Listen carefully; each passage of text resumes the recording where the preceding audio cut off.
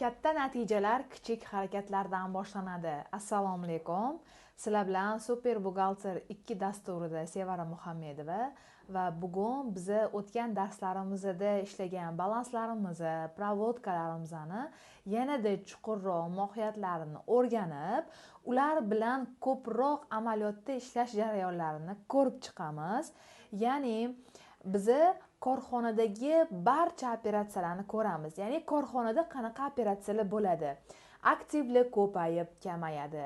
Majburiyatlar oshib, kamayishi mumkin. Daromadlar ko'payadi, xarajatlar bo'ladi. Bu daromad va xarajatlar bizani foydamizga ta'sir qiladi. Barcha jarayonlar, tovarlar kelinadi, pul o'tkazib beriladi, ish haqi hisoblanadi. Bularni hammasi operatsiyalar bo'ladi va kompaniyada bunaqa turli xil operatsiyalar bo'ladi va biz bu operatsiyalarni formulaga qo'yib olsak, uni summasi o'zgarishi mumkin, hujjati o'zgarishi mumkin, jarayonlari o'zgarishi mumkin. Lekin bizga o'sha formula asosida biz buxgalterlar ishlayveramiz. Demak, bugun sizlar bilan kompaniyada bo'ladigan barcha operatsiyalarni ko'rib chiqamiz. Birinchi bo'lib aktivlar haqida gaplashamiz, ya'ni korxonadagi asosiy faoliyatimiz bizda baribir aktivlar bilan bog'liq. Ya'ni bir aktiv boshqasiga almashtirildi. Bu birinchi formulamiz. O'zingiz uchun yozib olishingiz mumkin. 1. Ya'ni men naqd pulga tovar sotib oldim. Menda nima bo'ldi? Mani naqd pulim kamaydi, lekin uni evaziga menda tovar ko'paydi. Bu nimadan darak beradi? Demak, menda bir aktiv kamayib, ikkinchisi ko'paydi. Birinchi formulamiz aktiv plus aktiv minus. Ya'ni mani naqd pulim bu yerda mani 50-shotim yoki 51-shotim kreditda, to'g'rimi? Ya'ni kamaydi. Mani tovarim ko'paydi. Demak, bir so'z bilan aytadigan bo'lsak, aktiv plus aktiv minus bo'ldi birinchi operatsiyamiz. Ikkinchi operatsiyamiz aktivlar ko'payadi, lekin majburiyatlar ham ko'payadi. Bu nima degani? Ya'ni mani aktivim oshgani bilan bir qatorda mani majburiyatlarim ham ko'payadi. Ya'ni passivlarim. Masalan, men boshqa insondan qarz oldim. Ya'ni birovdan qarz olib turdim. O'rtog'imdan, turmush o'rtog'imdan, ishxonadan qarz olib turdim. Demak, mani pulim ko'paydi, lekin mani qarzim ham ko'paydi. Bu nima degani? Menda bu formula bo'yicha, ya'ni ikkinchi formulamda aktiv plus passiv plus, to'g'rimi? Endi bizda nima holatlar bo'lishi mumkin? Masalan, har bir formulaga o'zingizni holatingizni qo'yib ko'ring. Misol uchun, mana birinchi formulada nima bo'lishi mumkin? Siz naqd pulingizga kompyuter sotib oldingiz, to'g'rimi? Bu ham birinchi formulaga misol bo'ladi. Yoki siz plastik kartangizdan naqd pul qilib oldingiz. Mana bu ham sizni o'sha birinchi formulaga misol bo'ladi. Biz hayotda ham, korxonada ham bunaqa operatsiyalarga ko'proq duch kelamiz. Har qanaqa vaziyatdagi operatsiyani mana shu formulaga qo'yish asosida siz turli xil yechimlarni, turli xil muammolar, provodkalarga yechim berasiz. Endi ikkinchi operatsiyamizcha, misol uchun mani aktivim ham ko'paydi, passivim ham ko'paydi. Bunga yana nima misol keltirishingiz mumkin? Masalan, siz bankdan kredit oldingiz. Bankdan kredit olsangiz, sizni bankdan qarzingiz ko'payadi va shu bilan bir qatorda sizni qo'lingizda o'sha yoki bino yoki pul paydo bo'ladi. Bu bizda ikkinchi formulaga tushadi. Aktiv plus passiv plus. Endi keyingisi uchinchi operatsiyamiz, ya'ni uchinchi formulamiz aktivlar kamayib, majburiyatlar ham kamayadi. Misol tariqasida men boya olgan qarzimni qaytarib berdim. Misol uchun birinchi qarz olgan edim, mani qarzim ko'payib, pulim ko'paygan edi.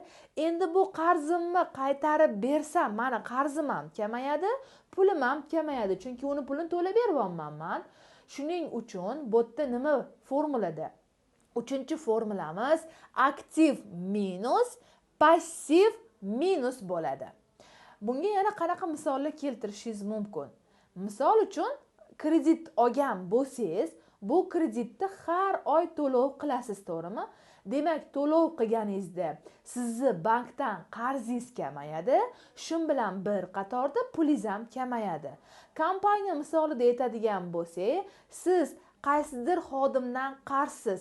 Agar shu xodimni pulini to'lasangiz, sizni pulingiz ham kamayadi, qarzingiz ham kamayadi. Yoki boshqa kompaniyadan tovar olgan edingiz, undan qarzingiz bor, shu qarzlarni to'lab bersangiz, sizni qarzingiz ham kamayib, pulingiz ham kamayyapti. Demak, bizda 3-formula shunaqa misollarga formula bo'lib tushar ekan. Endi 4-si, ya'ni 4-formula. Majburiyat kamaydi, biroq boshqasi oshdi. Ya'ni bitta majburiyatingiz kamayib, ikkinchi majburiyatingiz ko'paydi. Misol uchun, men o'sha qarzim bor edi meni, uni o'rniga buxgalteriya xizmatini ko'rsatishni taklif etdim.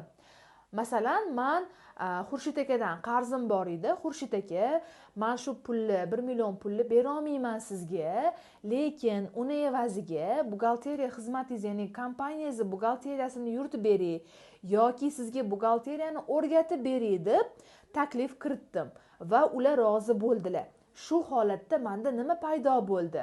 Endi men 1 million pul bermasam ham bo'ladi, chunki qarzim kamaydi, lekin men o'sha 1 millionlik o'qitish yoki buxgalteriya xizmatini ko'rsatib berishim kerak. Demak, menda ikkinchi majburiyat ko'paydi. Xuddi shunaqa holatlarni, vaziyatlarni ko'rib chiqishingiz mumkin. Ko'z oldingizga keltiring. Ya'ni 60 dan 89 gacha bo'lgan shotlaringizni qaysi biridir kamayib, qaysi biridir ko'payyapti.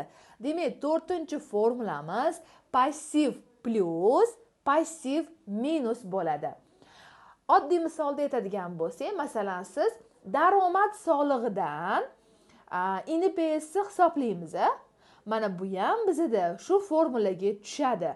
Yoki taqsimlanmagan foydadan dividend hisoblaymiz, ya'ni nachisleniya ketyapti bu yerda, o'sha formulaga ham tushadi. Biz sizlar bilan hozir 4 ta formulani ko'rib chiqdik. Bu 4 ta formulamizda aktiv, passivlar ko'payib, kamayib yoki passivlarning o'zi ko'payib, kamayib yoki aktivlarning o'zi ko'payib, kamayishini ko'rib chiqdik. Endi sizlar bilan kompaniyada daromad va xarajatlarni ham ko'ramiz. Chunki kompaniya ochishdan asosiy maqsad bu foyda olish. Foyda qachon bo'ladi? Qachonki kompaniyada daromadlar bo'lsa, ya'ni daromadlar xarajatlardan ko'proq bo'ladigan bo'lsa. Demak, hozirgi holatimizga, ya'ni faqat aktiv passivlarga endi qo'shimcha operatsiyalar kirib kelyapti. Bu daromad bilan bog'liq. Aktiv ko'payib, daromad ham tan olindi. Ya'ni bu bizani 5-formulamiz. Men buxgalteriya xizmatini ko'rsatdim, lekin pulini keyinroq berishni aytishdi. Misol uchun, sizni buxgalteriyaga o'qitdim yoki sizni kompaniyangizga buxgalteriya xizmatini ko'rsatdim, hozir pulini bera olmadingiz. Lekin bu degani daromadni bekitish kerak degani emas. Siz daromadni ko'rsatib, soliqlarini to'lab, pulini keyinroq olishingiz ham mumkin. Bu holatda nima bo'ldi? Biz xizmat ko'rsatdikmi yoki tovarni sotdikmi, demak daromad bo'ladi. Daromad bo'lgandan keyin menda qanaqa holat bo'ldi? Qaranglar, aktiv plus, passiv ham plus. Nima uchun shunaqa bo'ldi? Bir o'ylab ko'ring. Daromadni ko'payishi nima uchun passivni ham ko'paytirdi? Siz qanaqa fikrdasiz? Men buni oddiy qilib sizga tushuntirib beraman. Xo'p, pulini hali olmadingiz, olishim kerak degan yozuv paydo bo'ldi, to'g'rimi? Bu debitorka. Demak, aktiv plus biza buni kelishib oldik. Lekin daromad qanaqasiga passivlarni ko'paytirishi mumkin? Daromad deganda bizni qanaqa qilib majburiyatlarga plus qilib qo'yishimiz mumkin? Bu savol ko'pchilikni qiziqtiradi. Ya'ni men aytganman sizga, daromad bo'ldi degani bu foydani ko'payishiga olib keladi. Ya'ni foyda bizda bu yerda passiv shotlarimizda 87-shotimiz, ya'ni taqsimlanmagan foydamiz. Daromad bo'ldi degani taqsimlanmagan foidangiz ko'payadi degani. Demak, 5-formulamiz aktiv plus passiv plus, lekin daromad bilan bog'liq. Chunki daromad bo'lishi bilan bizda aktivlarimiz va majburiyatlarimiz ham ko'paydi. Endi 6-operatsiyamiz majburiyat kamaydi, lekin daromad bo'ldi. Bu nima degani endi? Qanaqasiga daromad bo'ladi-ku, bizda majburiyat kamayishi mumkin. Hozir buni ko'ramiz. Menga siz oldindan kurs uchun pul to'laganidingiz, bir oy sizni o'qitib, endi men bu kursimni bitirdim. Ya'ni sizni zo'r, super shogird qilib chiqazdim. Bu nima degani? Demak, men sizga oldindan pul olib qo'yganman sizdan, o'sha 1 million pulingizni menda majburiyat bo'lib turgan edi. Ya'ni sen 1 millionlik majburiyating bor, uni o'qitib berishing kerak degan majburiyat paydo bo'lib turgan edi va men daromad orqali bularga ta'sir ko'rsatdim. Ya'ni daromadni bo'lishi passivimni plus bo'lishiga, ya'ni foyda, taqsimlanmagan foydamga plus, lekin sizdan olgan majburiyatimni kamaytirdi. Ya'ni men sizdan oldindan pul olib qo'yganman. Bu menda 63-shotim. Bu 63-shot endi kamaydi. Demak, menda 6-formula passiv plus passiv minus bilan bo'ldi. Bu kompaniyada daromadlar bilan bog'liq holatda passivlarimni oshishiga olib kelyapti. Endi keyingi 7-formulamiz aktiv kamaydi, xarajat ko'paydi. Ya'ni xarajat bo'lishi bu bizda ta'sir qilyapti baribir aktivlar va passivlarga. Misol uchun, meni xolodilnigimda olma bor edi. Men bu olmani olib yeb qo'ydim. Bu nima degani? Olmani yeb qo'yishim mendagi o'sha aktivi kamayishiga, ya'ni olmalar turgan edi, o'sha olmani yo'q bo'lib qolishi, kamayib qolishiga sabab bo'ldi. Misol uchun, bitta olma bor edi, bitta olma endi yo'q bo'lib qoldi. Bu aktiv. Aktiv kamaydi. Xo'p, lekin passivchi? Passiv nima uchun kamayyapti? Chunki bu yerda xarajat bo'lyapti. Xarajat degani biron bir aktiv yo'q bo'lib qolib, uni evaziga hech narsa kelmasligini ko'rgan edik. Demak, olmani yeb qo'ydim va bu olmani yeyishim men uchun xarajat. Xarajat har doim foydani, ya'ni taqsimlanmagan foydani 87-shotda kamaytiradi. Bu formulada, demak, aktiv minus passiv minus bo'lib xizmat qilyapti. O'rtoqlar, ancha narsani tushunib qoldinglar menimcha. Endi 8-operatsiya, ya'ni 8-formulani ko'ramiz. Majburiyat ko'payib, xarajatlar tan olindi. Misol uchun, bizani uyimizda hammamiz elektr energiyasini ishlatamiz, to'g'rimi? Elektr energiyasi shunaqangi bir yomon narsaki, kechqurun siz uxlab yotganingizda ham u ishlab sizni holatingizni xarajatlarga olib boraveradi. Ya'ni elektrni ishlatishimiz orqali uni pulini to'lamasak ham biz uni ishlatyapmiz. Demak, bu bizda xarajat. Xarajat biza o'sha svet uchun davlatga qarzmiz. To'g'rimi? Majburmiz, endi qarzmiz. Svetni ishlatishimiz xarajat. Nima uchun svet ishlatyapmiz? Uni ishlatishimiz asosida bizga pul kelmayotgandir balki.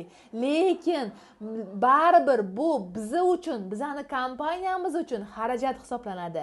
Demak, xarajat bo'ldi degani bu taqsimlanmagan foydani kamayishiga olib kelyapti. Ya'ni passivi minus bo'lishiga olib kelyapti. Lekin bu svetni pulini biz to'lab berishimiz kerak. Bu degani bizda passivi ko'payishiga olib kelyapti. Demak, 8-formulamiz passiv minus passiv plus.